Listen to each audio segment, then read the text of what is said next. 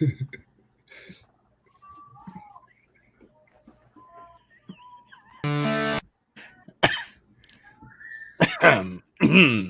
guys. We are starting in 5, 4.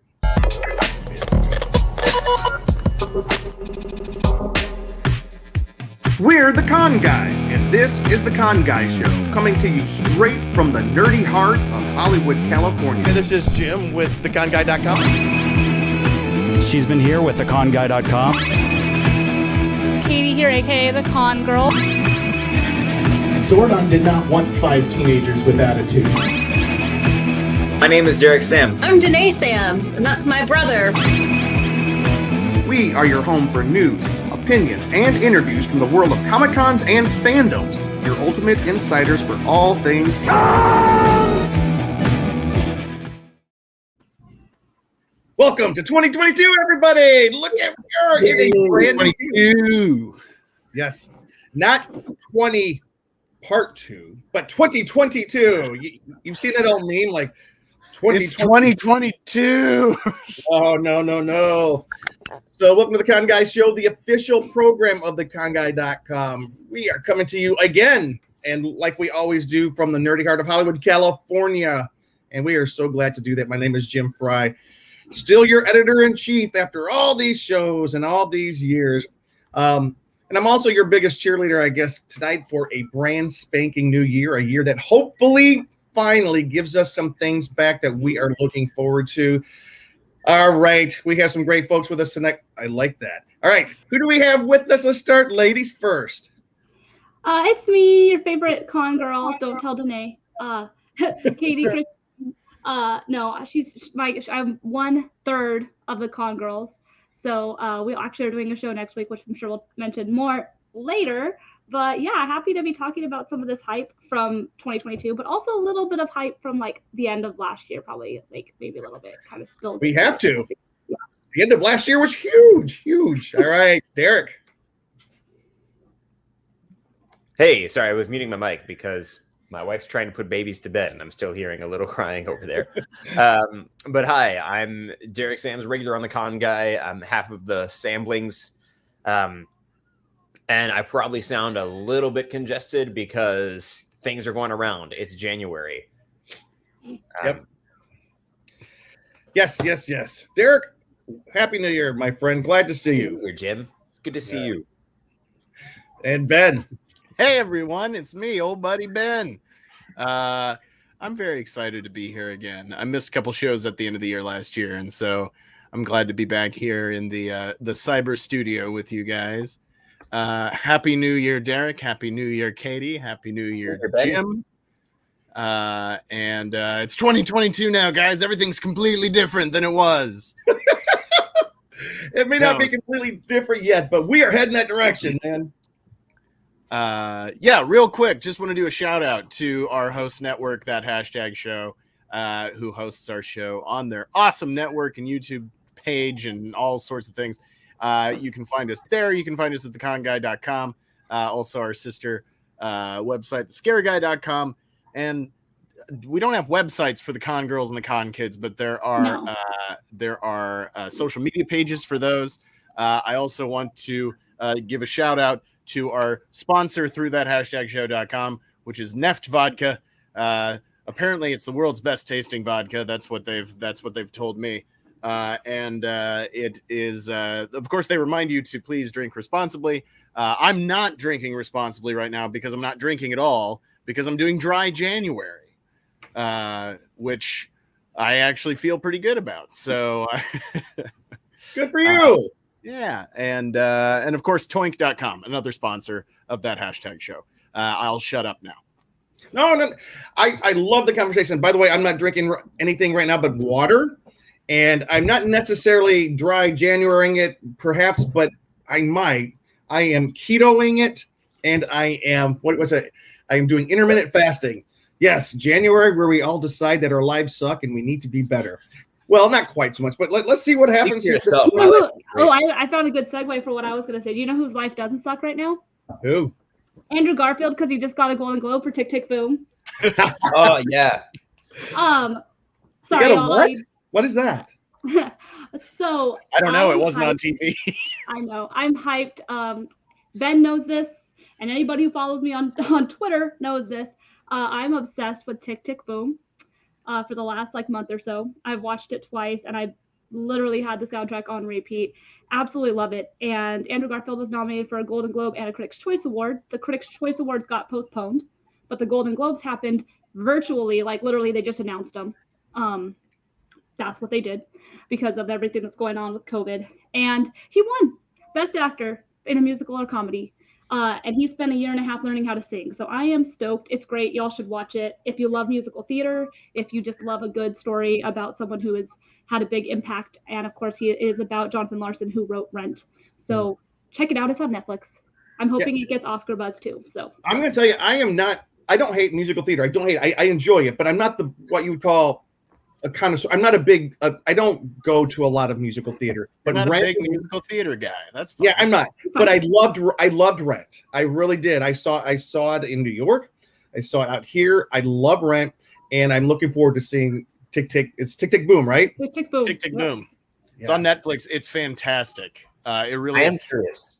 Yeah, and I actually, so he wrote Rent and Tick Yes. Tick Boom. He also wrote the musical Tick Tick Boom, which is kind of Danae's desk. Jim, I thought you had cats memorized.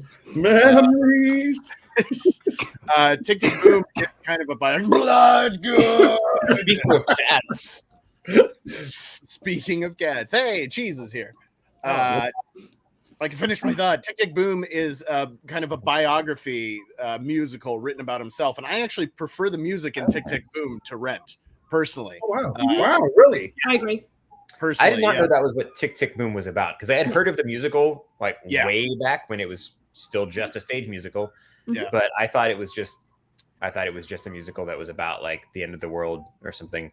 Yeah. What is great? Can somebody explain the name, please? Derek, what you're thinking of is the musical that he references in Tick Tick Boom, which was the first musical he wrote, which was a apocalyptic type play. Tick Tick Boom is a musical about him trying to pitch the first musical he ever wrote. Oh, it's not about the creation of Rent? It's the before Rent. I didn't know that. There's some songs in there that you hear and you're like, oh, this plays into Rent. Yeah, Okay. and the there's a characters, song called- etc. There's a song called "The Life Bohemia" in Tick Tick Boom, and that of course inspired La Vie Boheme in Rent. So it's But the show Tick Tick Boom was a thing. Yes. yes. And is this the same as that, or was that the name of the show that he created? That was the name of the show and the movie. The stage musical. Not making it clearer. The stage musical, which is called Tick Tick Boom. Yes. The musical written by Jonathan Larson, and it's autobiographical about how he wrote a different musical and tried to pitch it. Then later on in his real life career, Jonathan Larson wrote Rent. And so Tick Tick Boom is an autobiographical musical about him writing another show. And then after that became a stage show, and he became, he got success from that. Then he wrote Rent, and then he passed away the night before Rent premiered on Broadway. Okay. Speaking of musical theater, Cheeseman's here. Please introduce yourself. Speaking of music, hello, Cheeseman, the I'm biggest Cheeseman here with the con guy. I sing and dance and tap dance. Not really. All right. All right, guys, for your listening and viewing pleasure tonight, we are going to be previewing 2022, the movies and TV shows and events. There's actually some events, fingers crossed, going to happen this year that we are most excited about coming up in the future, coming up in 2022. But first, we would be remiss not to mention that just recently, perhaps three of the most beloved people in show business and entertainment ever have passed. And people make a joke about they all go in threes. It's odd the way it happens that way. Betty White, Bob Saget, and Sidney Poitier, three legends of their craft, have passed recently. And we do have to stop. Let's just take a moment to remember how, wow, these were people that had long careers. We're really sad about Bob Saget. That one was a big surprise. The other two, they had lived long lives in. But what do you guys what'd you guys feel? I mean, how'd this make you feel? These three legends passing recently. Do you guys have any thoughts on this? I instantly listened to the Full House theme, and then I even kind of watched some Bob Saget stuff after because I grew up on like Full House and all that. So that one more so kind of affected me. Like, oh wow, that's crazy that he's gone. You know, especially at such a young age. So yeah, I grew up on Full House, so that one and watched America's Funniest Home Videos too. That was another favorite thing to do. I watched that in America's Funniest People, which was also somebody from Full House. So that was a big part of my childhood. So it's crazy. That was just so surprising. Like, especially since just he was on tour the night before, but I don't think we need to talk about how he died, but just like his life. I mean, he had just, when we're talking about Bob Saget right now, he had such an influence on so many people. And like Luke was saying, we grew up with him. And what's interesting, it's those who are fans of Bob Saget know, he did have two sides. He had his very family-friendly America's Funniest Home Videos and Full House side. Then he had his bit edgier side of which me and Luke list. What have you heard his comedy, Ben? Yeah. A bit edgy is a bit of an understatement.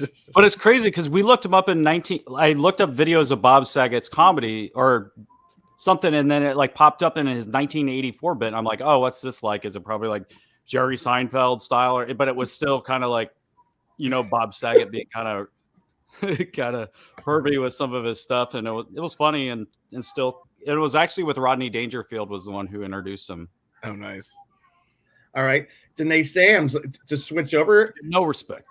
Okay, Danae Sams. She watched some Golden Girls on Saturday morning, and I was not expecting Betty's monologue to make me tear up so much. Oh man. I found out when we got to work, and I was on my way to the break room, and I hear one of our stock guys yell, "Oh my gosh!" And he's like, "Do you guys know who died?" And I didn't hear it because I was going to the break room, so I heard him like right there. And then all of a sudden, I get in the break room, and everyone's like, "No, wait, this isn't true!" Like everybody was on their phones trying to verify, just like I think Derek did when I texted you guys about it. Was like, "Are we sure this is true?" Because like I ain't about to like. You know, if this is not a funny joke, if someone is trying to like not verify this, and it's just like, I can't tell you how many times I've got into work and found out about something like this. And, you know, we pulled all of her pops to the table, the exclusive table, which we've had to do anytime someone does pass and they have pops in the store because everybody's going to want them. Which is an unfortunate side that everybody's like, I want to buy this now because the price is going to go up. So that's kind of like a sad thing about it. But we brought them forward just like we did for Sean Connery, just like we did for Chadwick Boseman. So we can rest assured that Betty would approve. Betty would approve. And Golden Girls is playing in the break. Golden Girls and Community were playing in the break room all day. She's so good in Community. I didn't know she was on Community. She makes a guest appearance in one episode. She's teaching, I think it's anthropology. Oh, yeah? And yeah, of course, she has like a real dark side that comes out in it. But then in the tag during the end credits, Troy and Abed are doing their nonsensical Spanish rap, and she's just jumping in here and there with it. Yeah. Because she passed. I mean, it's just so sucky. She passed on the last day of the year, 2021, but you know what? There's no good day to pass. But still, I remember because I was going over to a friend's a small get together that night for New Year's, and you know, it was everybody dressed up. I dressed up in my suit, but instead of a suit shirt, I wore my Golden Girls T-shirt in honor of Betty White that night, and that's you know, it's a little bit a shirt that I got at LA Comic-Con 2 years ago, and they have this guy that sells all these cool like nostalgic shirts, and I remember I got He-Man and I got Golden Girls. They were great.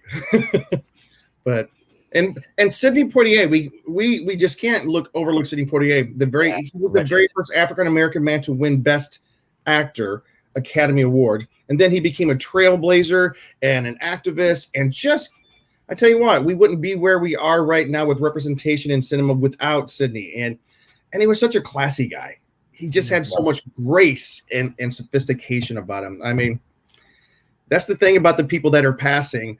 I mean, Bob Saget was a little edgy, but he was still a good guy. Like this current wave of people that we're losing, they just have a gravitas and a class and a sophistication to them that let's just hope we can replace it. A lot of people say, oh, it's something we'll never have again. Let's hope we do have it again. Let's hope people will stand up and kind of help us like fill those big shoes. But anyways, Betty, Bob, Sydney, we are definitely going to miss you. It's water, but here's to you guys. But all right. Diet Coke, but yeah.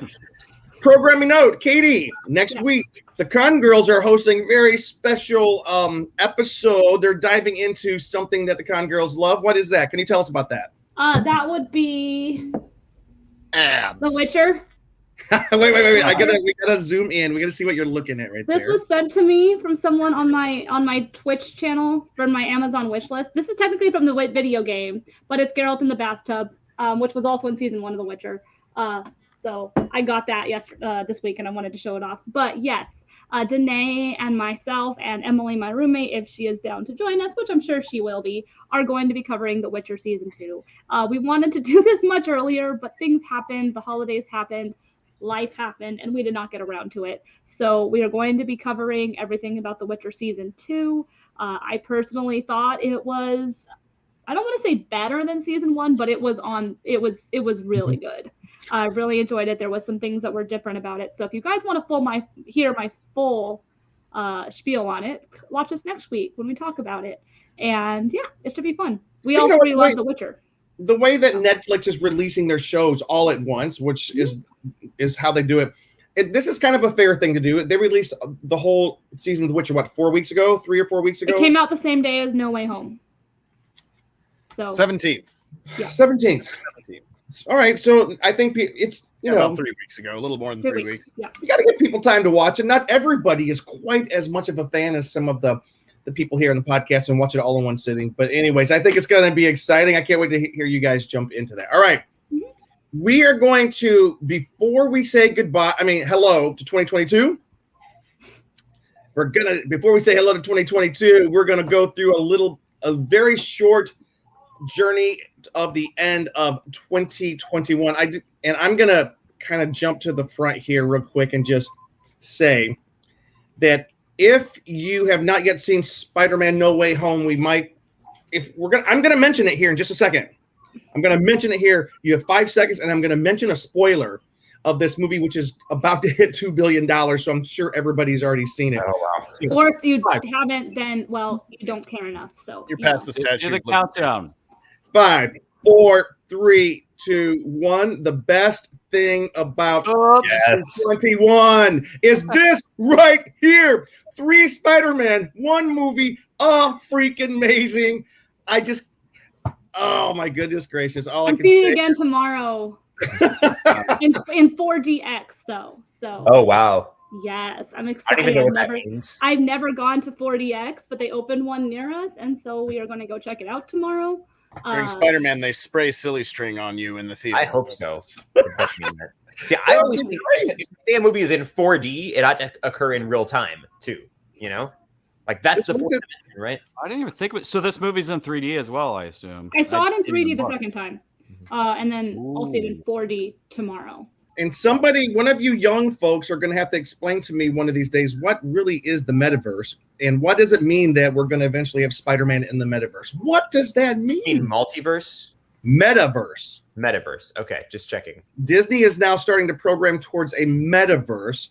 Facebook is now called Meta, and they're going to start trying to create a metaverse. I think it's what we all live in, right? It is the real world. Is that what it is? Are we creating a fake? Oh no, the idea of the metaverse is like Matrix, having like social interactions online in kind of a virtual space. Okay, if that makes sense. Like you've got an avatar and you interact with each other. It's basically like a voluntary matrix. All right. So, all right, we're gonna let Luke. Luke has what we are calling Luke's Christmas story. He's gonna kick us off on how great the end of the year was. Luke, take it away. Yeah, so as you know, this year had a lot of good stuff coming towards the end of the year, a lot of stuff in the con world that we all love. So flying back to Ohio, had a lot of cool little things in the Ohio area that I'm just going to quickly go through it. May do another video at some point, kind of going more in detail through some of the things we did. But anybody who's seen my Instagram and Facebook knows that my dad likes to decorate like Clark Griswold for Christmas. So going there at the Cheeseman house, it is very lit up, and a lot of people in the neighborhood especially like it, and some people that we know come and visit it all the time. And like we mentioned before, we went to see Spider-Man. I actually went to see it twice. This is the first time I went with my nephew Austin, my dad, and Austin's cousin Jackson. And then my cousin Austin dressed up like Tobey Maguire's original Spider-Man suit when he was in the wrestling ring. So that's actually a homemade suit he did with like a spray paint kind of thing. His cousin Jackson helped him on it. And he wore that in the movie. And Luke, who is Austin? Why should people have heard from Austin? Austin, my nephew. I know, but why is it significant to our show? Oh, I'll get to it. But okay, cool. Kids, but I guess I'll skip ahead to that real quick. But yeah, Austin does the Con Kid show. We've done the What If kind of after type thing. And then we did a Hawkeye after show recently where we completed that over Christmas. So that was definitely a highlight over the Christmas season, was doing that with him. And another cool thing we did, we went up to see a concert. We saw the Machine Gun Kelly concert. He's a big fan of his music, so I took him to see that. And then in that area of Cleveland where the concert was a Christmas Story house, which is a year-long exhibit that they have up there in Cleveland, Ohio, where you can go. They restore the original Christmas Story house, and you can take tours inside. And they also have a museum. So you can take pictures with the leg. You can also, they have one by the window. You can do the Ralphie and touch the leg if you want for a nice photo. They have the living room. They have the stairway that you can stand in that he stood in with the bunny outfit. They have the kitchen you can sit down where the father had the paper and the whole family would sit to eat, where his brother Randy would cry in the cabinet. You can. That's a good picture. That's an appropriate picture to take. What's that? I said that was a good picture. That's an appropriate picture to take if you're at the sink underneath. Oh, yeah. Like, oh, yeah. Yeah, lots of picture op places. You can go in the bathroom. They have the Ovaltine thing, and they also have, the soap that you can take a picture with. And then, like I mentioned before, they have a gift shop and a museum across the street where they have more props, original props from the movies, marketing materials, all that. I don't have pictures of that right now, but eventually I may post some of that stuff. And they also, sell like ornaments and just different T-shirts and kind of things. So I bought, being an ornament collector, I bought a Christmas Story ornament to put on my tree. That's the Christmas Story house.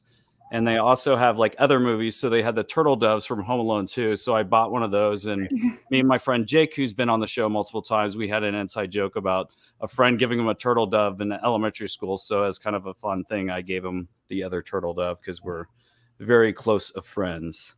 And like I mentioned, I'm a big ornament collector. So Hallmark had a lot of cool things this year. Here's speaking Christmas Story. Here's the one with Ralphie and Randy, where Randy's like outfit was, way too tight. And like every year they come out with a Christmas Story ornament for Hallmark. And that was this year's.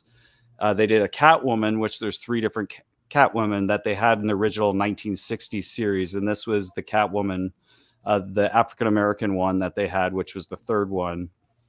On the series, so it was really cool to add her to my collection. Say that? The kid, she's the most famous. Yeah. Say that again. Eartha Kitt is the name of the actress. Thank you. She's a legend. Yep. Legend. Yes, and then I got Peacemaker, as he's got a series coming out. And then they actually had one with Sonic and Tails, and also with Knuckles. So the Sonic and Tails kind of came together, like Sonic flying with Tails, and then they had Knuckles with the ring. So with Sonic coming out this year and being a big Sonic fan from the past, I got those ones. Those were actually on discount and could be on discount online with Hallmark right now in the stores. And then, as you know, Jaws is one of my favorite movies ever. And they basically created an ornament this year of the Jaws VHS. So on the inside, it looks like a VHS. That's awesome. That's great. And then they had the Super Nintendo with a Super Mario World that kind of does the music on it. And it just looks really cool and legit, like as a small miniature size. Yeah. And of course, with some extra money, had to get myself a DeLorean when I saw it at Best Buy. Of course. And then me and Jim both got some different things that were the Lost Boys series of monster tees that kind of came in during the holiday season. I really like this shirt that they did. They also made a hoodie version, which Jim's probably about to show you. That's really cool. He's about to grab it. Let's go back to me. All right, let's see it. Oh, Come back to me. No, this is a. Can you guys see that? Isn't it amazing? That's awesome. That's cool. Lost Boys, and it's. I wore this home. It's for on Christmas. Netflix now. They added it to Netflix. The movie, Yeah. because I think it's not on my list, but it's supposed to come out this year. As far as I know, I saw it. Yeah, I think it was on Netflix. I saw it. CW has a new show coming out this year. One of the things I am most excited about. All right, Cheeseman, that's awesome, dude. yeah, just had a couple more things. Every Christmas is not complete without a little baby Yoda. They were selling these at Costco for $15. These are the perfect white elephant gifts. So 2 different family white elephant gift parties we did on both sides of the family. I put a baby Yoda in there, and these went so fast and got double stolen and retired pretty quickly in each of the things. So I had to get one for myself. Didn't they have massive Grogu plushies at Costco too? Because I feel like I saw this massive plushie, and then I was like, I'm gonna come back for this, and then I forgot about it, and then I got home and I was like, oh, I didn't get the massive Grogu plushie. So Yeah, Costco is awesome. And then my favorite gift I got of all was this 1960s Batman Batcave ornament that they did for Hallmark, which I sent out to my con friends here on Christmas Day, where they basically have Batman and Robin sliding down the pole. They have the flashing phone, and then they go all the way in the Batcave. I'm just going to play a split second, and then I'm going to stop it, but just so you can see it. Though we may never know who he is behind that mask of his, thank goodness he's there when a crisis befalls us. Oh my gosh. Let's get on the pole. Yes, Commissioner. Right away. To the rat balls. Boy, let's go. Awesome. Yes. yeah. Those of you who are just listening, Luke's holding up a large ornament type thing. It's like larger than ornament. And 1966 original Batman and Robin are in the top. Slide down the pole, show up in the bottom. It's fantastic. I love How that. heavy is that?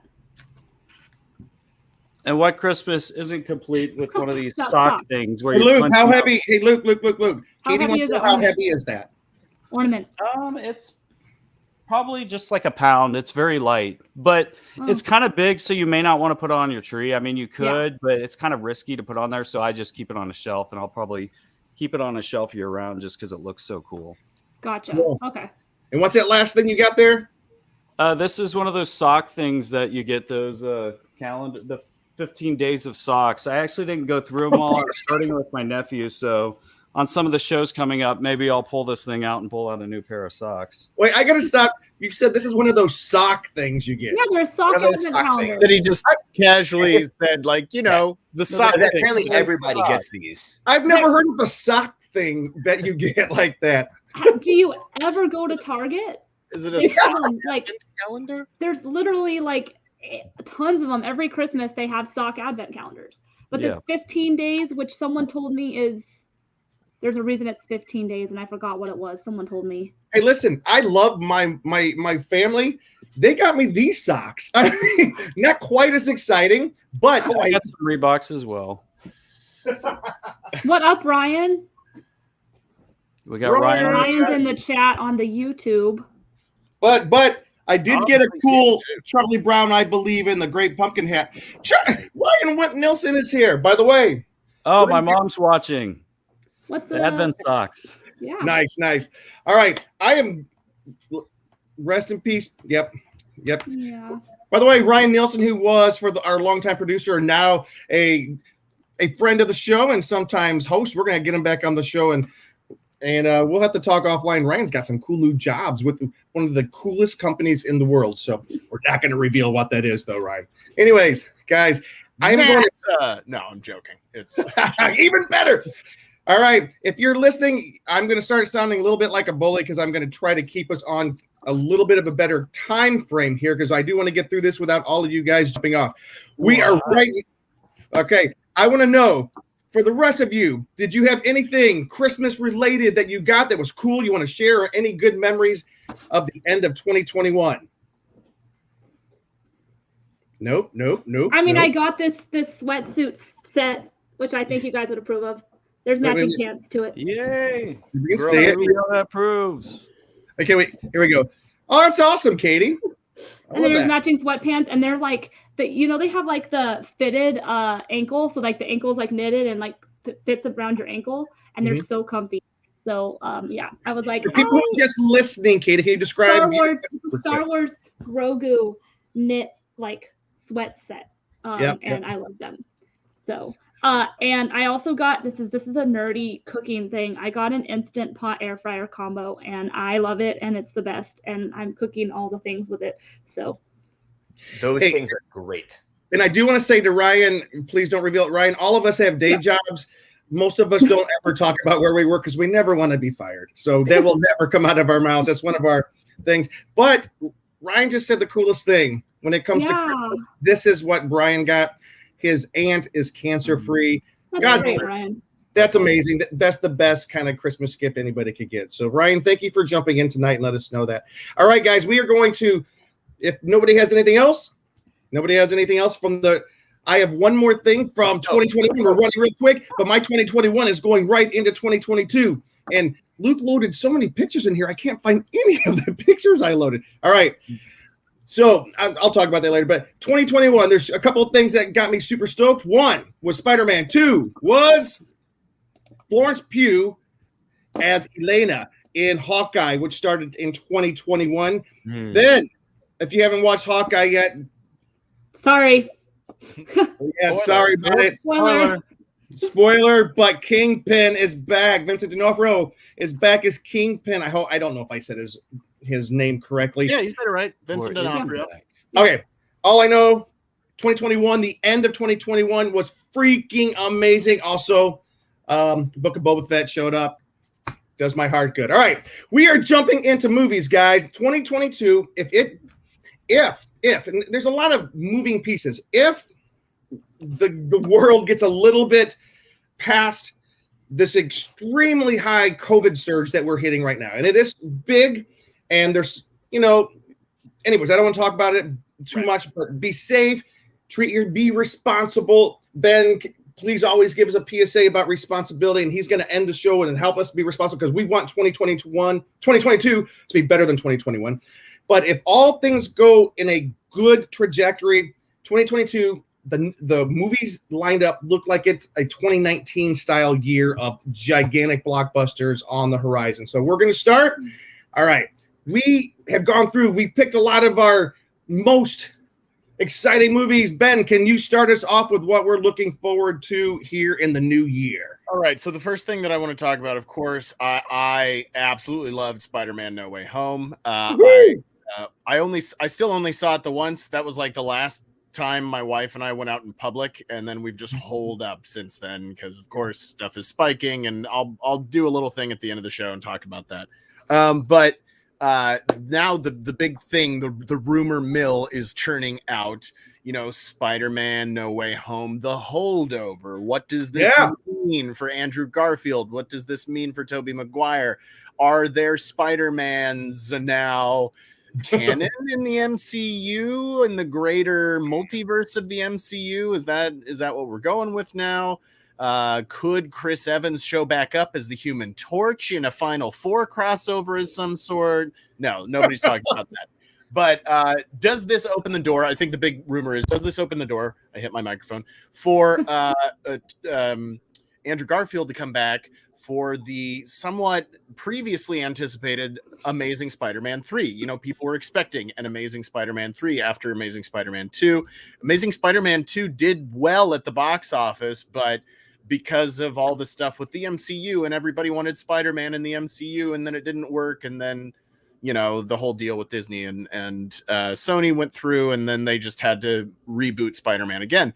So does his appearance in No Way Home open the door for an Amazing Spider-Man 3 and his own version of MJ, perhaps, now that Gwen Stacy in that universe is dead? Does it open up a Spider-Man 4 of the Sam Raimi universe with Tobey Maguire? So we're just looking forward to that. This is all purely rumor now, but I think the thing is, I feel like these corporations, these studios, put these rumors out there to see what the internet thinks of it, and then gauges that reaction, and then that's how they decide what to do. Because, I mean, look at how Deadpool got made. Yep.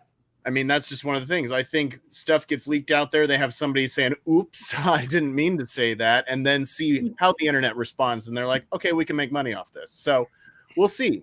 Bloodgood says, I hate saying it, but I don't think we're getting Amazing Spider-Man 3 at all. Quite possibly true. We might not be getting it. Fantastic Four, for God's sake, says Ryan Nilsson. Yes, I'm still looking forward to a MCU reboot of Fantastic Four, not the, but only Ben, if they actually give credit to the original 1994 Fantastic Four that never got released with our friend Jay Underwood. Exactly. They need Bring to Jay back. Some of those folks from in that multiverse. Bring on Galactus. Bring Galactus. Also, to echo up what Ben said, though, Andrew Garfield did do his first interview since he could finally talk about it, and he did not say he wouldn't come back. So, I'm just saying. If you guys see someone spamming Twitter for, make Amazing Spider-Man 3 happen, it was probably me. So. All right, Ben, what else we got? And I think Garfield is down. Next one, January 14. This in but a few days, we've got Scream 5, which is just called Scream for some reason. It's not called Scream 5. Halloween, Scream. It's so weird. Scream, Halloween. Everyone scream for Halloween. Anyway, so yes, Scream 5. Of course, I love the Scream franchise. One of my favorite parts of the Scream franchise is that they crossed it over with Kevin Smith's View Askew-niverse by having Jay and Silent Bob appear in Scream 4, I believe it was. And that just makes me giggle inside. But the first Scream is incredible. And now, obviously, I don't know, the TV show didn't really connect. I don't think. I only watched a few episodes of it. I enjoyed it, but... but it didn't really connect to the movie franchise, right? I don't think so. No.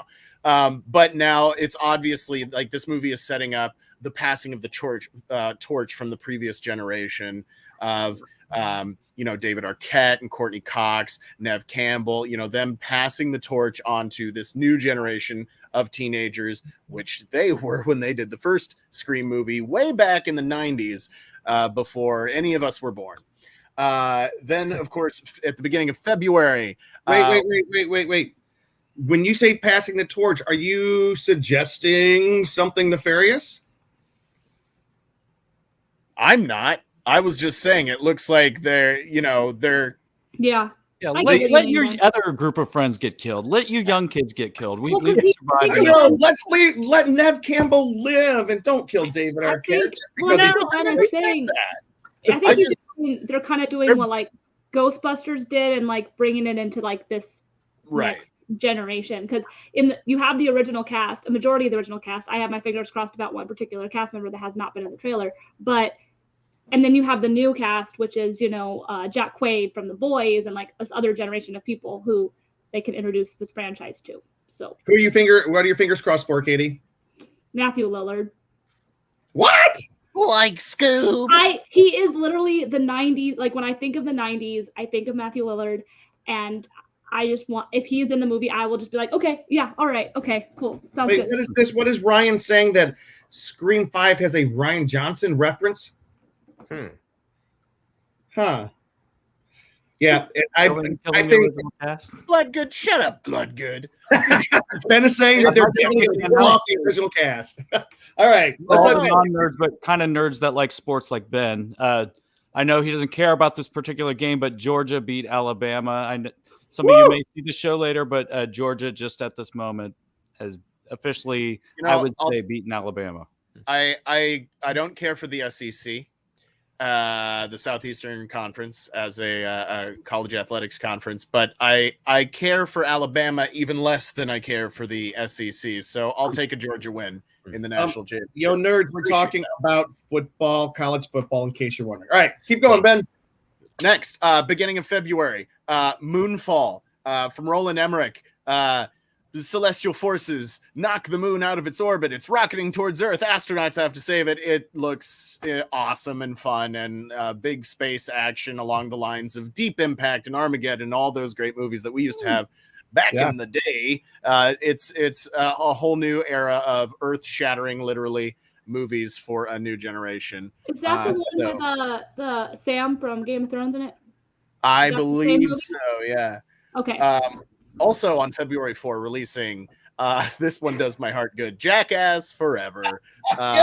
Looking very forward to Jackass Forever. I have to admit, when I was a teenager and the original Jackass show was airing, I wasn't a big fan. I was literally like, these guys are jackasses. What?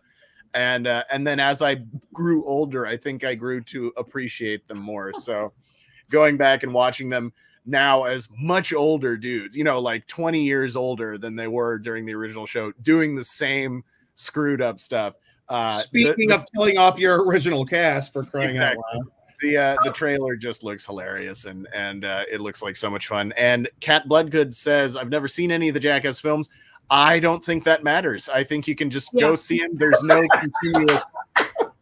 through storyline. It's just a bunch of guys people doing ridiculous stunts on any sort of TV show. It is. But I do have to tell Kat, although Jackass is one of my favorite franchises, it's so ridiculous, so dumb. You are smarter for having never seen one of the Jackass films, but you are poorer emotionally because you'll laugh your butt off. So you need these. Ben was laughing hysterically when the trailer aired before Shang-Chi. I was sitting next to him and I was like, he was just dying in his chair.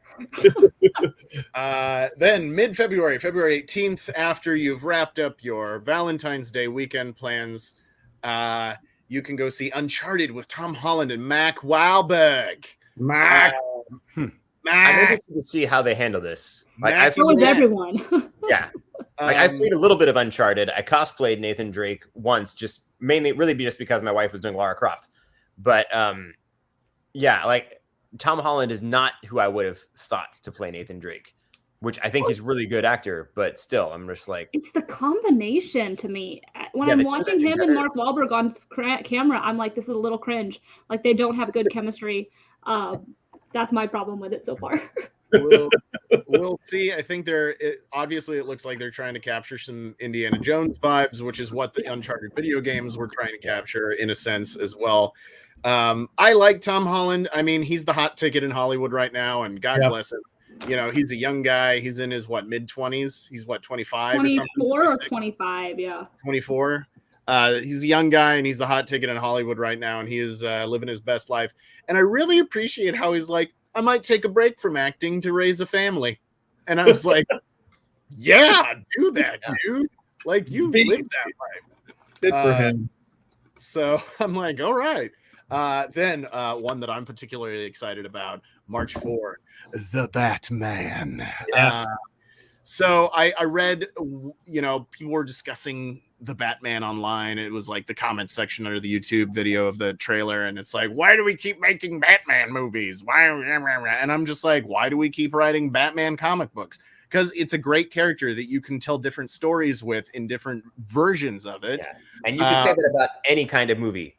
Why do you keep making, remakes of older movies? Why do we keep making film adaptations of Charles Dickens novels or Jane Austen books? Or why do we keep remaking A Star Is Born? Why do we keep getting Fast and Furious movies? Why do we keep getting, murder mystery procedurals on every network? And what's the answer? And because, some stories are interesting to just tell them in new ways too. Yeah. But the point mixed with Batman is every movie has been uniquely different. It's never been the same story. So the comics, every comic is unique as well. And they've done that with all the Batman movies. But can I just interject and say the answer is, they're all unique. It's money. They continue to make money. People still want to see them as long as they know people see them too. Yeah, as long as every people generation deserves Batman movies. Yeah, absolutely. All right, Ben, go ahead. Yeah, you slap Batman onto a movie and you can print money, because people are going to go see it, even if it's awful. Like people went and saw the first Justice League, like the Joss Whedon Justice League. But I'm really particularly excited about this. I think it was a really interesting. It's always a really interesting casting choice. I don't think there's ever going to be obviously in the casting choice for Batman. So remember when Michael Keaton was announced? People hated it. People Yeah. hated Michael Keaton after Before they they announced saw he was going to play Batman. So, yeah, I think it's why can't I think of the name of the guy? The actor. Robert Robert Pattinson. Robert Pattinson. Ropat. Okay. So Ropat, yeah. Pattinson, I thought it was a really cool casting choice to cast him. He's definitely got the jawline. He's got that square jaw, is like a cube. And that's why he was cast as Cedric Diggory. But unfortunately, he's not been in anything else ever. Mm-hmm. Zoe Kravitz is Catwoman. Selena Kyle is I'm like the trailers. I'm just like, yes, give me this Batman Catwoman action. Colin Farrell is the Penguin. It looks hilarious. I mean, one of the greatest memes I saw was imagine spending all this money making Colin Farrell look like Richard Kind when you could have just hired Richard Kind. And then the Riddler. Sorry, Jonah Hill. Yeah, it's The gonna Riddler be. costume looks amazing. Yeah, the Riddler looks crazy. It's another gritty take on it. It's gonna be interesting. Oh, and then what's his name as Commissioner Gordon? He was Felix in James Bond. Why can't I think of his name? He was in Westworld. Wait, isn't Commissioner Gordon? Oh no, I thought it was. It's not J.K. Simmons since he's in everything else. That's in the other universe. That's in the other Batman universe. Oh my goodness, they're all merging together. And this is the metaverse. But It is the metaverse. Give me one moment. I will pull it up because I'm a doofus and I'm I looking can't it up remember his too. name. Which one are you by trying the to way, did remember? they release the picture of Robert Wright or Jeffrey Wright. Jeffrey Who? Wright. Yes. Oh yeah. Jeffrey Wright's playing Commissioner Gordon. Jeffrey Wright is such a good actor, and Amazing. I do love him and everything. I love him. He's one of those actors that I think is great, and I always forget his name. Exactly. Probably because he's a really good actor. That's the sign of a good actor. Yeah. Well, it's also like on the show when I'm live on the air, I can never remember somebody's name. Yeah. I don't know who you are, my friend. Right, like Robert Pattinson. I was only able to say Robert Pattinson because like 5 minutes before you brought it up, I was like, oh, hang on. What's his name? What's his name? And I was like, the whole time you were talking, I was trying to remember his name. And it finally came to me right before you asked. Perfect. Speaking of bats, another Marvel tie-in film, tie-in-ish, Morbius, releasing. It's been pushed back 3 months. It's releasing on April 1st. This, of course, the Jared Leto, remembered his name, the Jared Leto vehicle based on the vampire character of the Marvel universe, the Marvel Comics universe. Again, this is going to be part of the Sony Spider-Man villains kind of universe with Venom and I guess Carnage. And, Rhino. Maybe Rhino. I don't know. Doc Savage. What? Savage. Was it Doc Savage? Remember, there was the part of the right there when in No Way Home you saw the split of time and Right. space. Yeah, You so- saw like outlines of people. There was You saw the outline of like Rhino in there, but it was a different Rhino we haven't even seen yet. Yeah. Like this was all the different universes coming together. So they have a lot to play with between Sony and Marvel Studios. So we'll see. But yeah, so Morbius is coming out and it's going to be part of that Sony's Spider-Man villain universe that they're doing with Jared Leto. And one thing I really like is that they're getting more into the comic book occult type characters, the vampires, and they're kind of bringing that in a little bit with Doctor Strange when he was doing magic and Scarlet Witch with magic, and it's magic. It's not like, in Thor, he's like, what you call magic, we call science. This is like magic in the Marvel universe. And so you're getting into that, because like in the comics, like the devil is a character in the Marvel comics. Like it goes into mythology and all this kind of stuff. yeah. So Like this is Scarlet Witch right now. There's a series of comics out called the Trial of Magneto, who in the comic storyline has killed the Scarlet Witch, supposedly, although there's a magical universe of other realms and dimensions, and if we want to bring her back, we can. So anyways, it's magic. It's like you said, they didn't intubate her in some kind of something, and Tony Stark did not, give her life again, but Anyways, So what I was gonna say real quick though was, I'm not excited about this movie. I don't want to see it, but it's a little interesting that it got moved to April Fool's Day. Can we just talk about that for a second? Like, it got moved to April Fool's Day. well, but the thing that Ben was talking, that is funny actually, because I have heard sort of rumors about it that they're filming an extra scene. This is rumors. That's what everybody's hoping, is that hoping Andrew Garfield is going to be in the after credit scene.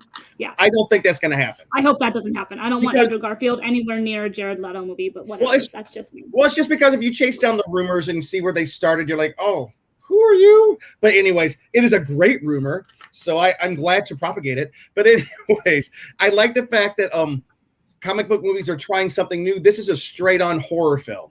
Or on behalf of a comic book movie, kind of like, Blade back in the day was sort of, and will be, yeah, it was horror, kind of like we were promised that Doctor Strange in the Multiverse of Madness is going to be, but I think they may have pulled back. Who knows? Raimi's got it, so let's see what happens. But anyways, we've got more. We got. Katie, can I ask you what you mean by the what do you think the April 1st thing means? No, I just think it's interesting that it's coming out on April Fool's. So I'm like, is there going to be a joke in there somewhere? Is there going to be, like, is there more to this? I don't have any theories. I just found it interesting that they're like, we're pushing it back to April 1st. An interesting happenstance. Like, are you going to... me suspicious.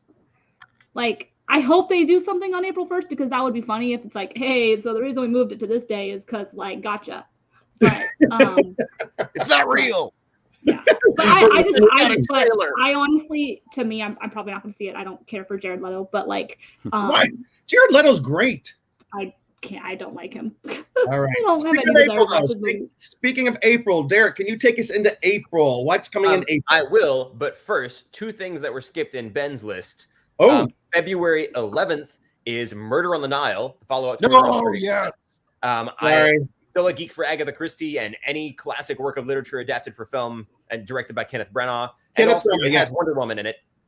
So we've got yeah. So have high hopes for that. I really liked Murder on the Orient Express, and I'm excited for that one too. And then March 18th, we have the sequel to the Downton Abbey movie, Downton Abbey: A New Era. If anyone's not excited about that, then shame on you, because crossover to comic. If you've ever seen 30 Rock, that's just like a little line in there where it's like, are you watching Downton Abbey this evening? Yes, Maggie Smith is a treasure.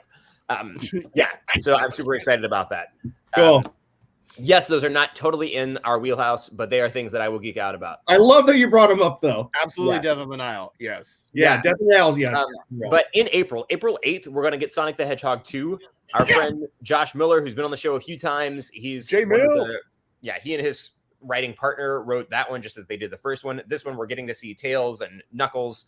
The first one was just a delightful movie. It was really fun. Yeah. It had the great feel of 90s adventure fantasy type things like that. And it was what I wanted from a Sonic the Hedgehog movie in so many ways. So I'm really glad to be going back to that. April 15th, we get Fantastic Beasts: The Secrets of Dumbledore, which is the third movie in the Fantastic Beasts franchise. And this one, I'll be honest, I'm a huge Harry Potter fan, have not loved the Fantastic Beasts movies like I wanted to. And I think some of that is because J.K. Rowling is great as a writer of books and probably not writing directly for film. This one, Steve Kloves, who adapted almost all of the Harry Potter films, kind of took over more of the writing duties for it. So this might actually be a little better of a story. And we'll see. It's still the world that we love. So I will probably still see it if I can get to the theater, knowing how my life is going right now. But I'm curious to see. You're busy. Why, Derek? What's that? Why are you busy? Why I'm busy? Because I have 3 foster sons. There you go. Yeah, that's what you're going to be busy with. It is. It makes anything else in life almost impossible to happen. But moving on, May the 4th, which is Star Wars Day, and the Ben and Brianna's anniversary and Lara's and my anniversary of our first date. We are getting that's a big day. It is a big day. We're getting Doctor Strange in the Multiverse of Madness, which I I wouldn't say Doctor Strange is my favorite of the Marvel characters that we've gotten in the MCU, but his movies, like, they're my favorite for the look. Do you know what I mean? Like all the stuff with the mirror dimension and everything. I love how they play with that on film. It's a visual feast. Yeah. And if I could pick any Marvel character to do the cosplay for, if I had Katie's costuming skills, I would probably just be Doctor Strange at every convention. He's got the best costume by far. I know. I love his cape and everything. And he's got, like, my hair, unfortunately, has just, like, faded away instead of faded white. And I love, like, he's got just the perfect streak there. I'd like to walk around with that. But, you know. What can we stop for just a second? Cat Blood did. It was Craven the Hunter that I saw. Not Doxy. Okay. Thank you, Cat, for bringing that up. Thank you. Sorry. Yes, thanks. Yeah, I'm gonna skip this one, Jim, because I don't know anything about it. And yeah.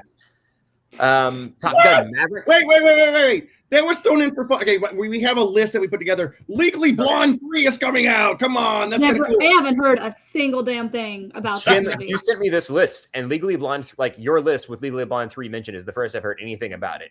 Yeah, I know. Finished. Like, I remember when Legally Blonde 2 came out, and it wasn't good. We rented it. I couldn't finish it because it was so bad. I don't think I ever saw part 2. In fact, there was a number 2 by reading that Legally Blonde 3 is coming out. So I'm not going to say any more about it. Right, it's in there just for fun, and we're not just reading off lists, are we, Derek? If you like Legally Blonde, then be happy about Legally Blonde 3. I don't give a crap. I saw the first one. I love Reese Witherspoon. Come on. Who doesn't? Okay. All right, keep going, Derek. There are 2 things coming out on May 27th that we can look forward to. First, Top Gun Maverick. You know, who doesn't love Top Gun? Some nice 80s throwback. There have been some fun trailers out for it. I'm not the big Top Gun fan that a lot of people are, and I'm not even a big Tom Cruise fan, but in many ways I do respect him as an actor because you can tell he just is always pouring all of his energy into anything, even though he's the same character in every movie, with exception of Tropic Thunder. Collateral. Yeah. And Collateral where he was a villain. I will grant that. However, like, I think it might be a fun 80s throwback. It might be, just like every other movie that's kind of a reboot of an old 80s franchise where we just like, okay, that was a fun romp, but it's not something I need to see again. Either way, it's probably going to be something. Tom Cruise is Hollywood, Derek. Face it. Sure, well, whatever. If Derek can harpoon the movie, he just did. I just say real quick? All right. I do have to say this real quick. The high point of Comic-Con for me 2 years ago when we were in person, or maybe it was 3 years ago, was when Tom Cruise surprised everybody, showed up in Hall H to come out and promote Top Gun. That was awesome. It was an awesome moment. All right, keep going. Yeah.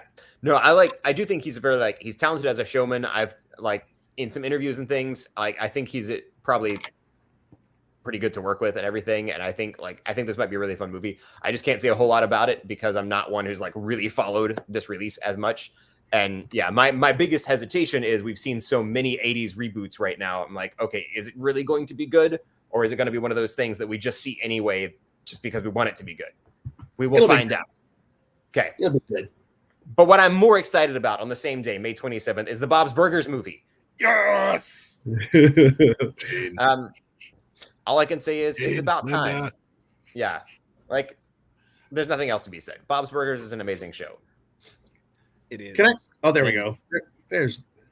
I know. I just saw the trailer. This was not on our list, but I was watching the championship bowl game tonight, and they had the Bob's Burger commercial. I was like, oh my gosh, that is so good. I can't believe it didn't make our list. But I too, if I have to choose between the 2 movies, I'm seeing Bob's Burgers first. That's my first choice. Full on. Yeah. Hey, Cheeseman. If you've never watched the series Bob's Burgers, get online and watch the first season. Start there. It's I've not been able to keep up with it in more recent seasons, but it's just it's one of those shows where you should start at the beginning. Not because it's big and continuous, but some of my favorite episodes are in those really early seasons. So I definitely recommend it. And I just feel like it keeps getting better too. So good, yeah. Just every season it's just better. Not to disparage the first season by any means. I'm just saying. And not to disparage any of the movies on the back side of our list, but we're going to go a little bit quicker now. All right, let's go, Cheese. All right, we are moving to June 10th, Jurassic World Dominion. Yep. Funny when you go on IMDb, it just says no plot revealed at this point. It's okay, you're not giving us much, no trailer or anything, but people will pay to see it. And congratulations to me because I'll have new cosplay because I always dress up like Chris Pratt version Jurassic Park, Jurassic World, whatever. And June 17th, we have Lightyear from Pixar, which kind of tells the story of the person that actually inspired the real Buzz Lightyear. I mean, not the real Buzz Lightyear, the toy of Buzz Lightyear. And the voice of him is done by Chris Evans, which I think will be really cool. You guys excited about that one? Oh, yeah. Yeah, it also comes out the same time, the same week that the other movies have come out. I don't know if you guys know that, but those movies always came out in June, right around my birthday. And so I found that was a really interesting slot for them to have it on because I know Toy Story 4 came out on my birthday. So Nice. that's how I was like, oh, that's interesting. They're keeping Kicking that off summer the slot. kids' summer. Hey, wait. Speaking of kids, can I just kick us back just for a second? The Jurassic World Dominion. The one thing that's so cool about that one, Sam Neill, Laura Dern, and Jeff Goldblum are returning to the film, not as in cameo roles. They're in the entire film. They are major portions of the film, along with Chris Pratt and Bryce Dallas Howard. That's what's And cool. that's why you need no plot revealed. Well, yeah. Drop the mic. They're all in it. Yeah, I want to see Tom Mazzello. I want to see. I can't remember the name of the actress who played Lex, but I want to see the kids as adults come back. That would be fantastic. Yeah, All right. Mozello's done some good stuff, so I'm sure they got to bring him back.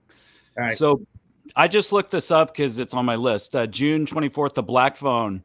So Ethan Hawke's in this, and he always does good horror movies. So this has got to be good. It's about basically a child killer that locks a kid in a basement, and then this mysterious phone has the voices of the other kid victims giving advice of how to get, stop the killer and all that. So it's got this really creepy mask on the poster and Ethan Hawke's in it. So, it's got to be a good one.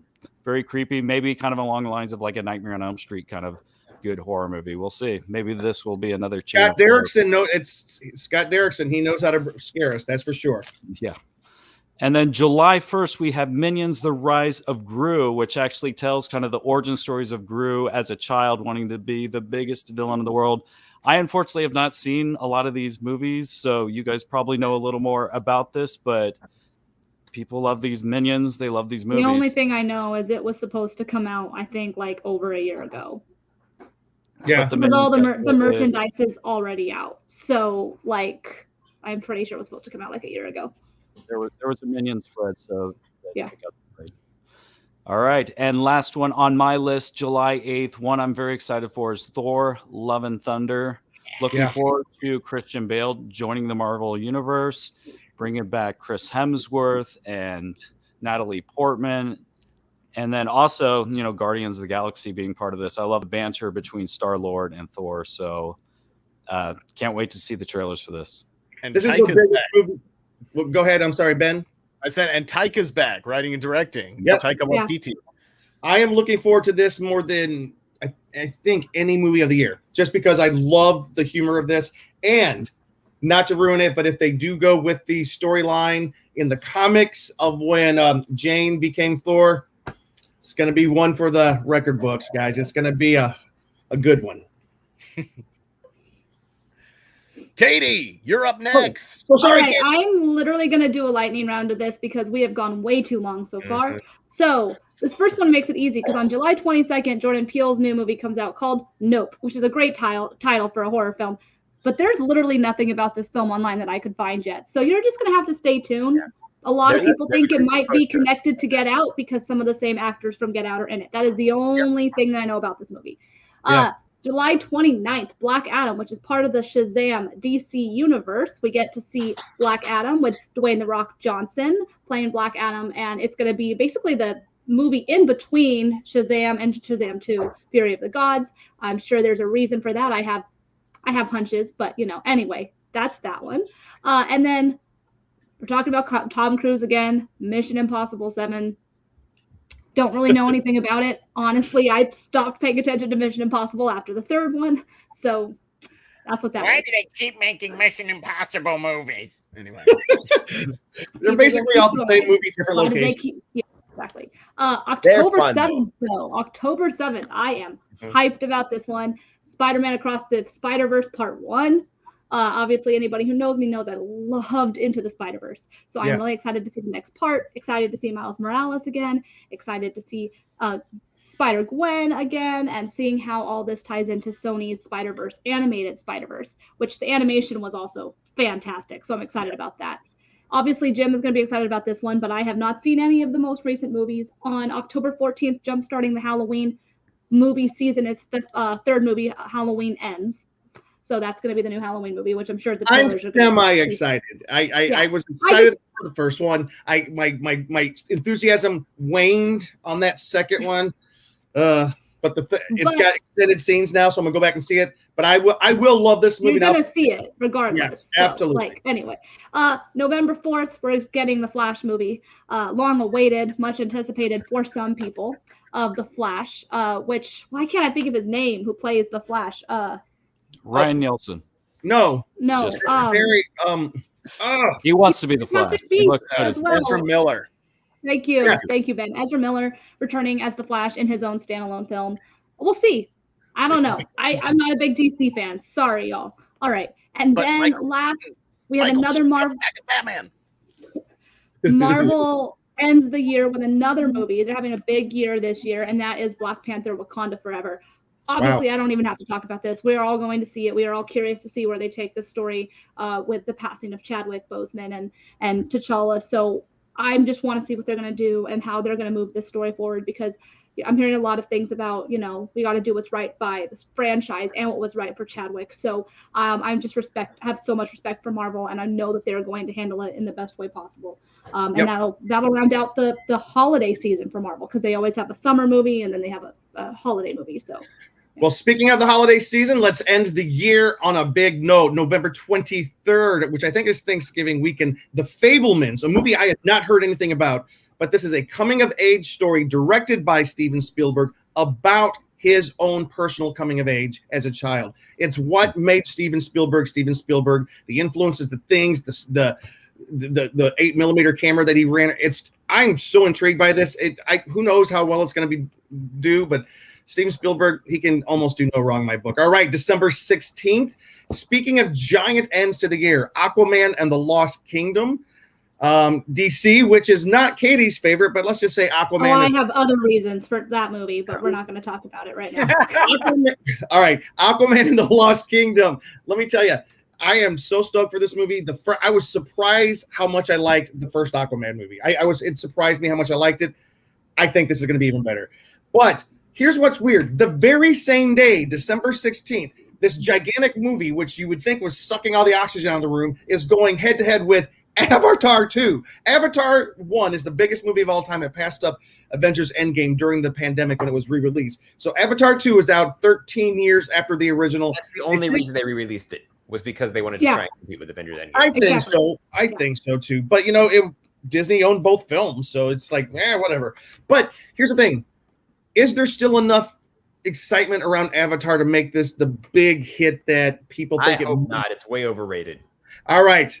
I'm kind of on with you. I like the first film, but I can't tell you a name. 13 years, I don't care about it anymore. Like, let's be real. Fern Gully in space. I was just gonna say, I liked it the first time when it was called Fern Gully.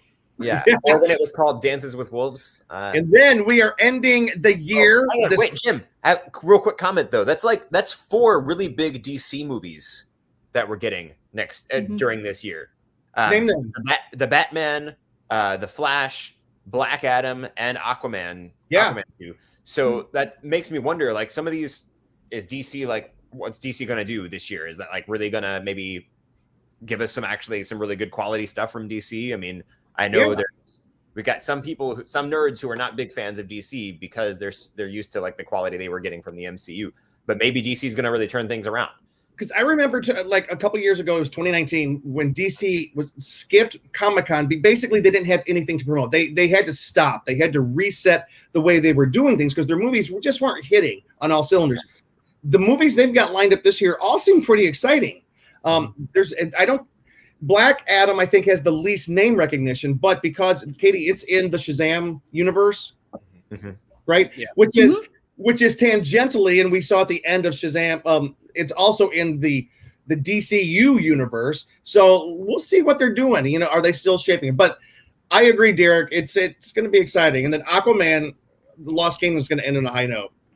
And I think Batman's going to be a sleeper hit. I think it's going to do well. And then December 21st, there is an untitled Mario movie starring Chris Pratt. Of course, he's in everything. As Mario, Seth Rogen as Donkey Kong, Jack Black as Bowser, Charlie Day as Luigi. I love Charlie Day as Luigi. That's so great. Anya Taylor-Joy as Peach, Keegan-Michael Key as Toad, and Fred Armisen as Cranky Khan. Today's the first time I heard about this movie, and I'm really excited about this. Wait, you hadn't heard about this movie yet? No, I didn't know anything about it. Really? No. I knew the Mario thing with Chris Pratt. Yeah. Yeah. Maybe I didn't heard know about all this cast though. That's really great. Yeah. I'm All right. excited about the cast. Yeah. Luke, okay, guys, we're going to finish on a high note. We got 10 minutes to go here. Luke, tell us what TV shows, streaming or broadcast, TV, cable, what's a bunch of shows that you might be interested in coming up? Well, I got to be selfish because the next show coming out is actually me and Jim's show is streaming this week on PureFlix, Sons of Thunder Season 2. Me and Jim wrote all 6 episodes of the show, did the whole arc, had some great cast. We're looking forward to seeing the whole thing for the first time. So they're going to be having 2 episodes coming out this Thursday, January 13th, and then it's going to be episodic after that for the remaining 4 episodes. So check out Sons of Thunder Season 2 on PureFlix. You can also do a free month trial on their site, and it's not, or you can get a subscription, check out their other stuff as well, because we also wrote on The Encounter Season 2, the first 2 episodes, and a show called The Power Couple that Katie also worked on, which was a show about a superhero couple and marriage counseling. That was also on. Are you wanting to say something, Jim? No, I just want to encourage everybody, not to. A lot of people might think, "Oh, that's one of those family series or Faith and Family thing." Yes, it is. It's on the Faith and Family PureFlix streaming network, but they are trying to go more mainstream. That's why they hired me and Luke. They said, "Let's make something funny, gritty, throw in some action, some violence, and make it seem like kind of like Sons of Anarchy, but." That a family could watch, which that's a hard thing to pull off. But if SNL makes fun of any of the stuff we write from PureFlix, I'm okay with that because I'm like, at least we got something on SNL that made fun of. So go for it if you want. No, but that being said, I think that of all the stuff that I've been seeing coming out of PureFlix that we've been writing, I'm most excited about this because it feels real. We haven't seen it yet, but the dailies that we saw, it looked really good. All right, cool. Luke, what else we got coming up real quick? We have Bel Air, an update of Fresh Prince on Peacock coming up. I don't know much about that. I'm just reading a list, but everybody quit saying I'm just reading a list. We're not doing that. You're having a good time. Thanks, Jim. Live on air. Let's anybody wants to say we're doing this. I know we're quickly going through this. We have the charade is done. Oh, keep going. I messed up his name last time. Guillermo del Toro. Cabinet of Curiosities on Netflix. It's a horror anthology series, yeah, another anthology. And then Halo's also doing something on Paramount Plus. I don't know if anybody knows what Halo is or plays a game like that, but just kidding. Dude. Ben is going to get very upset right now because he likes. To me, Halo's known as a game. Like when I graduated high school, I'd sit and watch. I'd try to play with my friends who own the game, and then I'd just be running into a wall the whole time, not knowing which way was up and down, and they'd kill me like over and over again. I'm like, this isn't fun. Can we go get happy hour boneless wings at Applebee's already? That's my memory of Halo. Wait, Ben, what's your memory? My memory? Oh, man. My game in college was Halo 2. Let me tell you what. And on a Friday night, I was so cool. I would stay in my dorm room alone, and I would play Halo 2 online, and I would drink a 40 of Colt 45, and every time I died, I'd take a swig, and there's a sweet spot about a third of the way down that 40 that I was unstoppable, man. Halo 2, and I recently saw just a teaser for the Halo TV series, and it looks dope. It really looks dope. So I'm super excited for it. It's a live action. You've got the Spartans in there, the Master Chief. I'm excited. It's go ahead. So instead of playing Edward 40 Hands, you were Edward Halo Hands. Yeah, basically. Yeah. But Ben, correct me if I'm, is this the first live act? They've been trying to get Halo on screen or somewhere for a long time, right?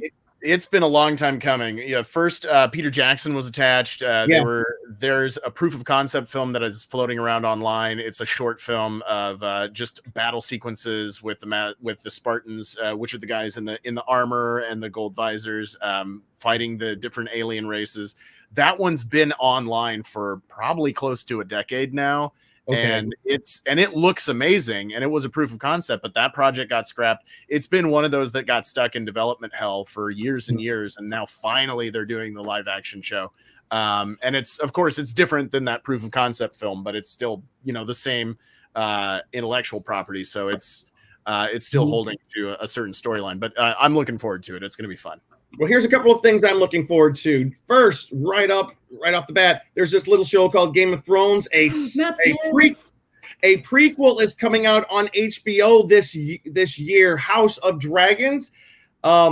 It's got a little bit of hype around it, so we'll see what happens. There's this other streaming show, so that's going to be HBO Max, or maybe it's just HBO. It's just HBO, yeah.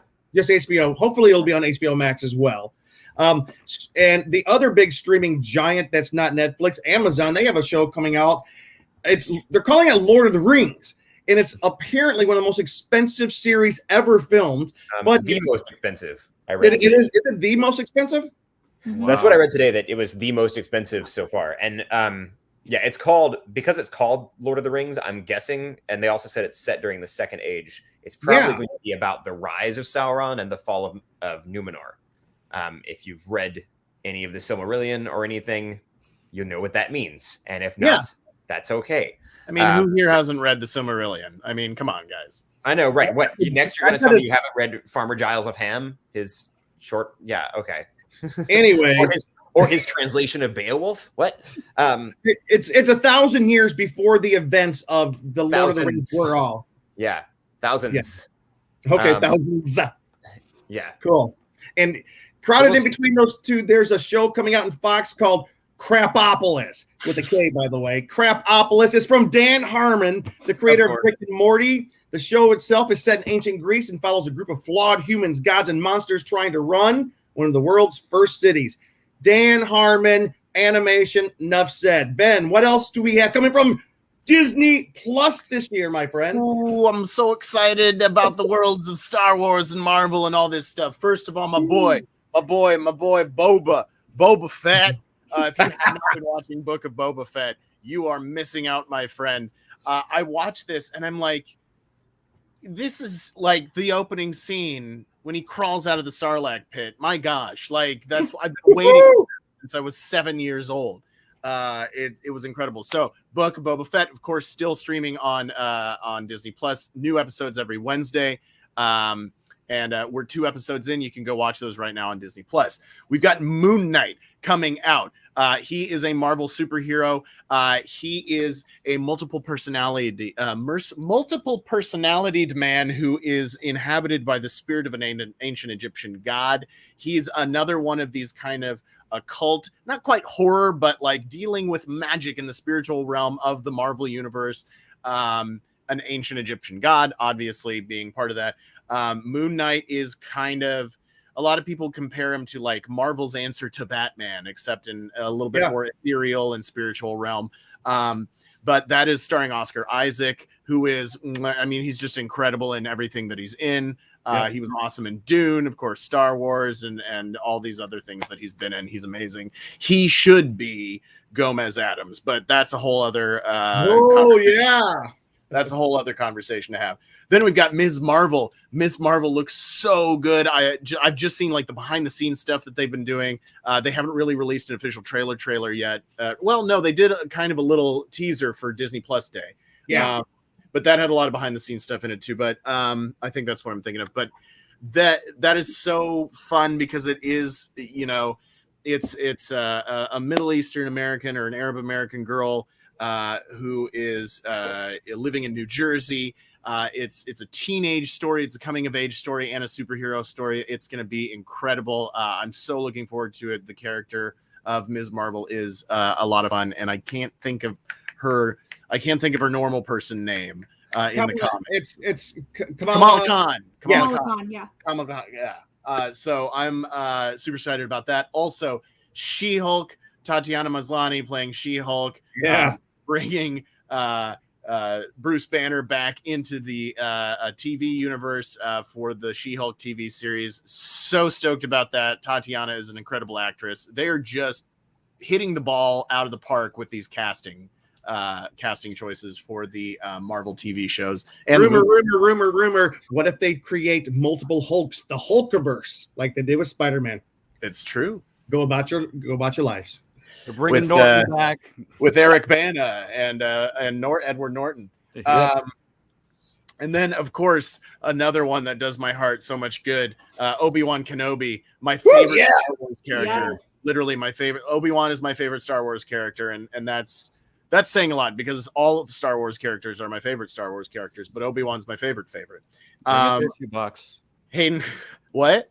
Bring a tissue box. Hayden Christensen returning to play Darth Vader in some capacity. We don't know how or why, because by this point in the timeline, he's already under the mask. So we'll see what that entails. Very excited for that. Also introducing new characters to the franchise.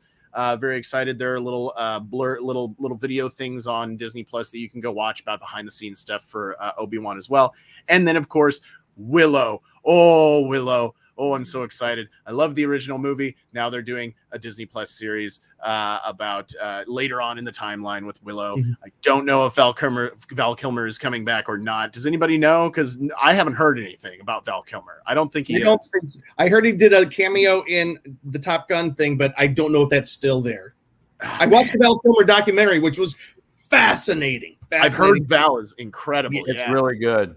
Yeah. And because Derek has so many things that pull him, like children, Derek, why don't you finish your collection of TV shows that you might or might not be excited about, since Katie's going to tell us all the ones she hates. Okay, well, I have a few I am excited about, and then there's also some you wanted me to talk about, but some that I wanted to talk about first. I know, Kenobi was mentioned. I'm looking forward to that. And did we say anything about Mandalorian season 3 yet? Because no, because we don't know when it comes out yet. The Mandalorian is about foster care. I will say it again. That's true. And I really want to see where the character goes and what happens when Grogu has gone away. Because as foster parents, we've been through that, the reunification. That is actually what you work toward. But it's, gut wrenching when a child that you take in and love like your own has to go and live with someone else. So I really want to see where Mandalorian season 3 goes. I'm there's an emotional tie there. We're getting Stranger Things season 4, which I believe was slated to be the last season. I don't think that they confirmed that yet. They originally said that, but it hasn't been confirmed yet. Right. At one point, that was the route we were expecting, but who knows? Because the show is wildly popular. But of course, we're excited for that one. I'm looking forward to Ted Lasso season 3, which is probably going to be its final season. At least that's what it was originally said, that it was only going to be a 3-season show. Oh, really? Yeah. We'll see. It's also been great. Invincible season 2 is going to be coming this year. If you haven't watched Invincible, it's a superhero show, and it looks like it's just going to be kind of a goofy comedy at first, and then you're like, oh wait, no, not at all. 5 minutes in, you realize, oh no, actually this is a very serious. It's animated, but it's pretty serious drama. Lots of guts and blood. Yeah.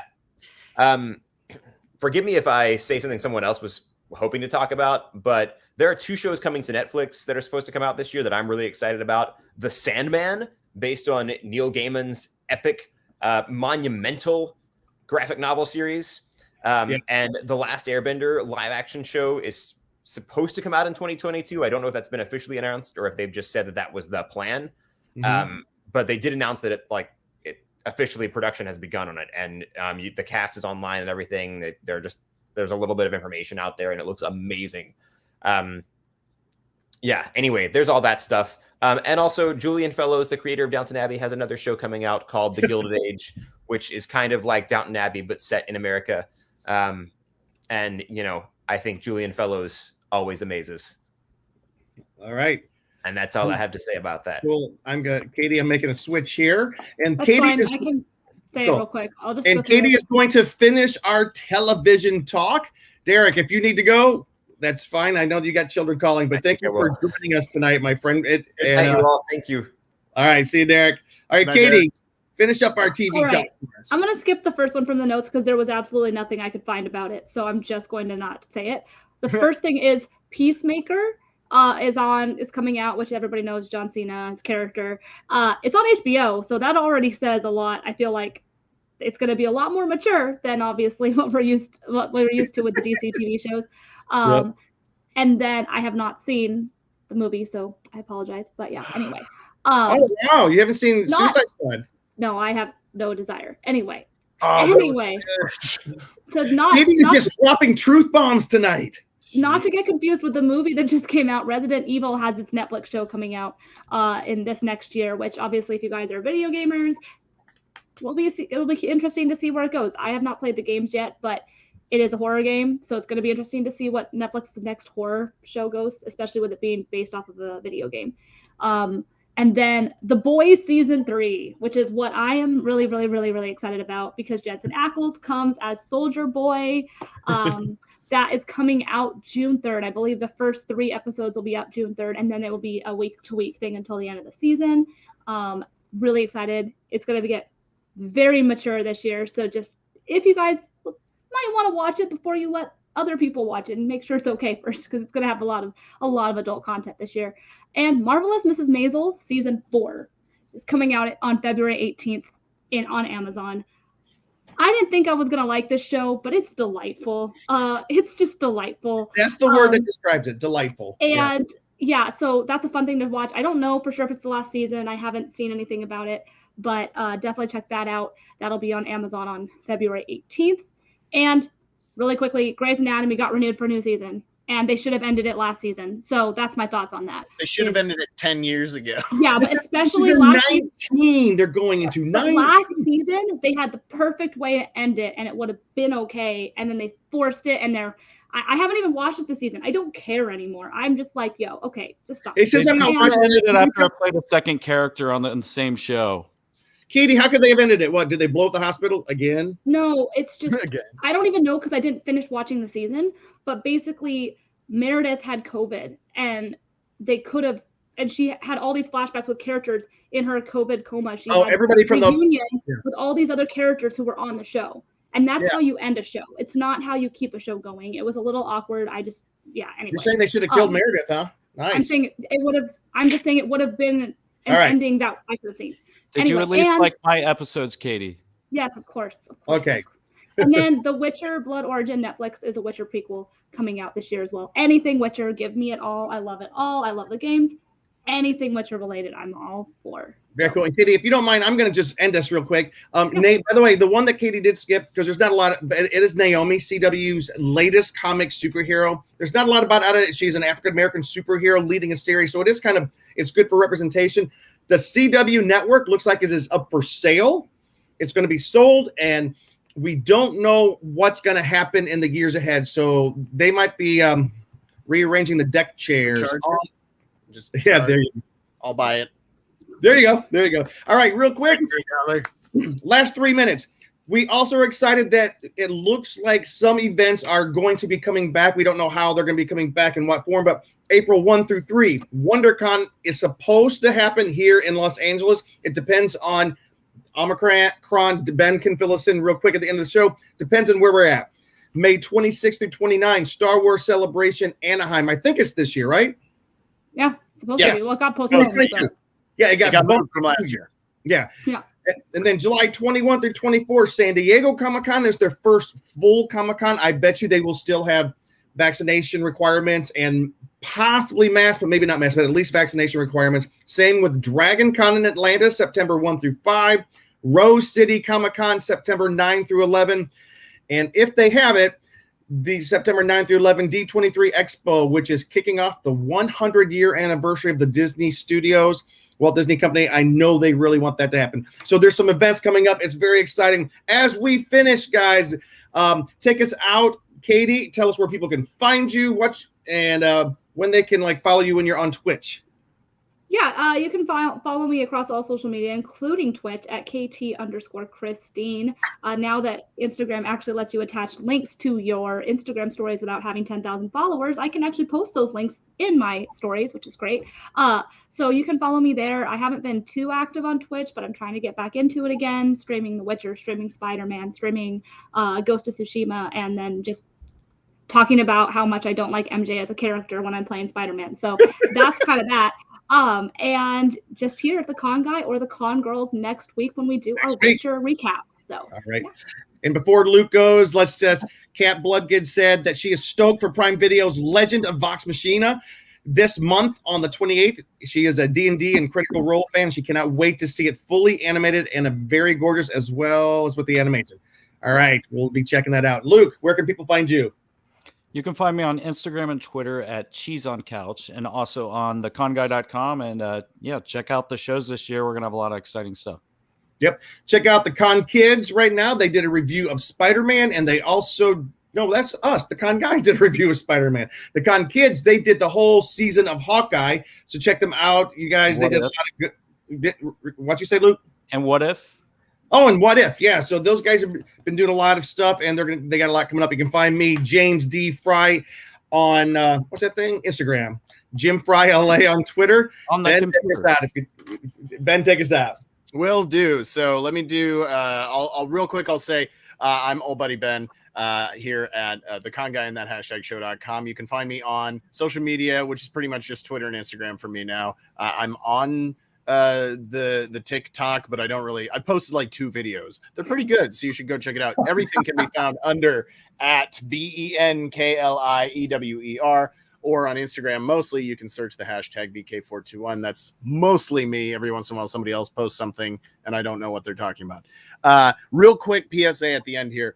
Many of you know, for those of you who don't, my day job right now is I work for the Los Angeles County Department of Public Health. And I am willing to talk about my job on the air because it's important, and I am technically a public servant. So I think it's important for me to talk about this.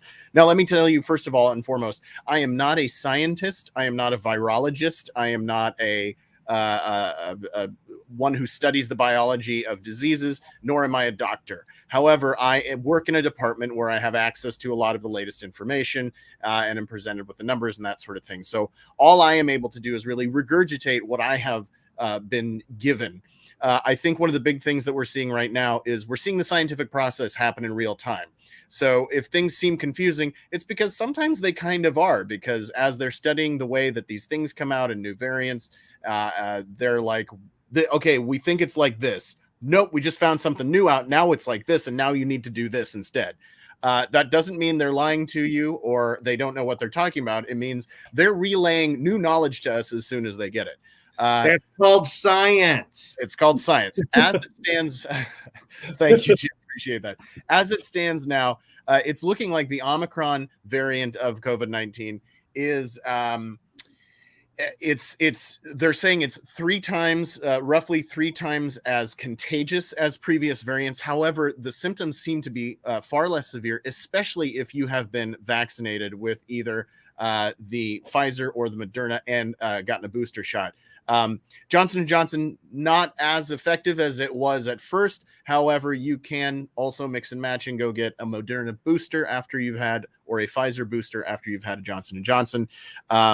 This is, it doesn't change your DNA. It doesn't do anything like that. It basically teaches your cells how to fight against the virus if it enters your system. Big thing, a lot of the people, and this is anecdotal for me, a lot of the people that I've been interviewing who have received vaccinations, who've caught COVID-19 have been suffering very, very, very mild symptoms. Most people are like, I thought it was allergies. I thought I had a head cold. Particularly, that sounds like what's happening with Omicron. We do still have Delta variant active right now, which is a little bit more severe, especially if you have not been vaccinated. And the vaccines do work very well against the Delta variant. That's what the studies have told us. Not as well against the Omicron, but the Omicron is not as severe. So we are having a lot more people who have been vaccinated catching Omicron, but not having very bad symptoms. Bottom line is to say, when you go out, please be wise. Please continue to wear a mask and a face covering. if you can get your hands on KN95s or any kind of slightly higher quality, still kind of a paper material, but a little bit of a higher quality. You can get a big old package of them off of Amazon, like 100 masks. You can use them more than once. You know, you don't have to just wear it once and throw it away. But that does help curb the spread, especially with the more contagious variant, because, you know, with people with compromised immune systems, it can still be very serious for them. But the good news is, if we are starting to see more contagious but less severe versions of this, it means we could possibly, and this is not a direct, confirmed statement, it's a sign that we could possibly be moving into an endemic, which means we're moving out of the pandemic and onto seeing this kind of develop into more of a annual cold, as opposed to something that's going to kill 800,000 Americans over the course of 2 years, which the previous versions have. And that's what happens with a lot of these things. The 4 different viruses that cause what we call the common cold are all coronaviruses. And so they're saying this one could turn into the 5th version of the common cold. So we're never going to kick the cold, for crying out loud. Are you kidding? Chicken soup, Jim. Chicken soup. That's right. But continue to be wise. I feel like it looks like, and please continue to listen to healthcare professionals. Yeah. Fauci's a guy who's just trying to do his job and keep us safe. Like, he's not trying to like screw anybody over. I honestly think he's trying to do the best that he can with what he's got. And so if he and the CDC come out with stuff and your local health departments put out regulations, just try to follow them as best you can. Be safe, be respectful of other people and those around you, and just love each other. Care about each other. We'll all get through this. Again, we're all in this together. Rich, poor, whatever you are, we're all in the same boat here, technically. So, just be kind to each other, be respectful of each other, and we will get through this eventually. And I'm dying to see you all at WonderCon or at San Diego Comic-Con or Star Wars Celebration this year. So let's do everything that we can individually and as groups and families and groups of friends to follow the guidelines as best we can so that we can get on the other side of this thing. There's my soapbox. Good night, everybody. We'll see you guys next time. Bye-bye. Thanks, Ted. All right. Thanks for listening to The Con Guy Show, the official program of theconguy.com. Find us on the Weeby Geeks Collective or anywhere you listen to podcasts. And now on sci-fi.radio, Saturdays at 4 o'clock Eastern, 1 o'clock Pacific, both AM and PM. That's 9 o'clock Greenwich. It's sci-fi for your Wi-Fi.